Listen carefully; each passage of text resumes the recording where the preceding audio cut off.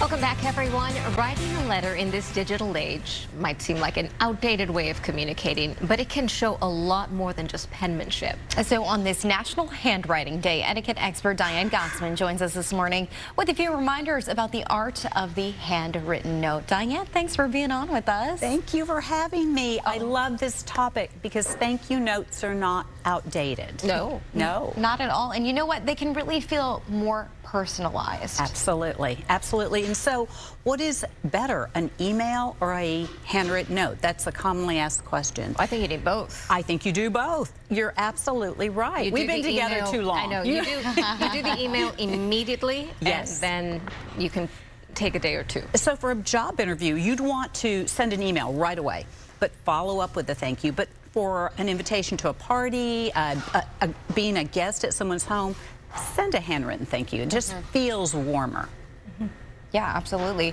Social versus business, there are different types of thank yous to write, and what type of cards should you have on hand? So when you think about writing that thank you note, you're hopefully going to have a selection of cards. So when you're at the office, you have some business cards for a thank you. A more formal letter, you're going to write a little more formal, use a formal card. But if you're sending it to a girlfriend or a family member, be as creative as you would like. And even if you're sending it to a client and you know their favorite theme is tennis or cat. Okay, if you know them and you know them well and you know they'll appreciate it, by all means, make it personalized so you would know their preference. When it comes to details, what are we talking about? So details means when you look at that envelope, you don't want to see a strikeout. You know, nothing is worse, at least for me, when I see my name, oh, and it's scratched out because they put an A at the end instead of the E, and then the zip code has been marked off because they did it wrong. So just make sure the envelope is as nicely written as the inside.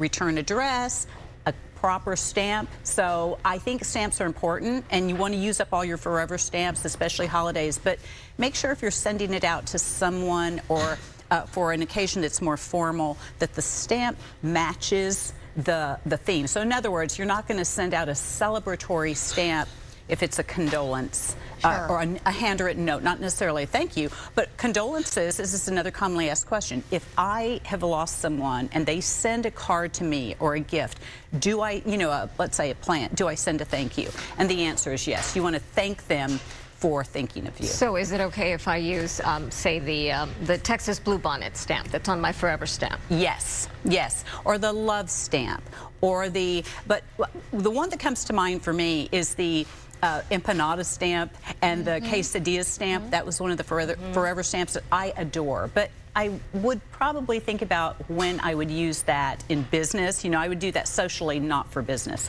Again, unless it's just a client you know is going to enjoy it, and you think about the person you're sending it to. Keep that in mind. What are some of the best things to include in that handwritten note? So I think it's so important. First of all, use their name. Don't just start out, and make sure you spell it right. So thank them for the gift. Let's say it's a gift. Thank them for the gift or the gesture.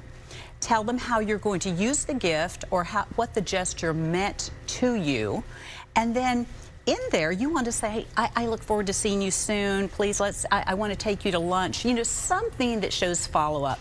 Then close, and of course, with your name. And if you are, even if you're sending a card, a holiday card, let's say, and Valentine's Day is coming up, you're sending some printed cards, make sure that you handwrite your name. You know, so there should be some kind of... When you sign it at the end? So it would say... from Amanda, let's say that was printed out. Then you write your name. Say, looking forward to seeing you. And then you handwrite it just to give it that little bit of personalization. So the person who's receiving the letter knows, oh, Amanda actually... She actually saw it. Right, she did it herself. She doesn't have an assistant, but it wasn't her assistant. Exactly. Who did it, you know? Exactly. And then finally, we talked a little bit about stamps, but stamps versus meter. So it's very, very easy to go put that envelope through the meter if you're at the office, especially if it's a thank you note or any type of note that you're sending. And if they allow you at your office. And if they allow you, of course. There are many offices that don't. Exactly. But if you have an option and it's a personal note that you're sending, even though it's a business setting, use a stamp versus a meter. And that's right. We want to make sure that we're just not going and taking our mail and running it through the meter. But sometimes if you're sending something from the office to a client, you're going to meter it. That's fine. But if it's a thank you note, use a stamp. And then just as a quick question that I just have off the top of my head is, when I address the person, do I say dear? Do I say hi? Do I just use the name? So you could say dear. You could say hello. Hello, Amanda. I'm so happy that I got to see you last Thursday. Thank you so much. So it doesn't always have to be dear Diane. Exactly. It can be hi Diane. It could be hi Diane. Good morning. Or you can just start out with the name. But I like to see a little something. Okay. Yes, but not to whom it may concern. Never.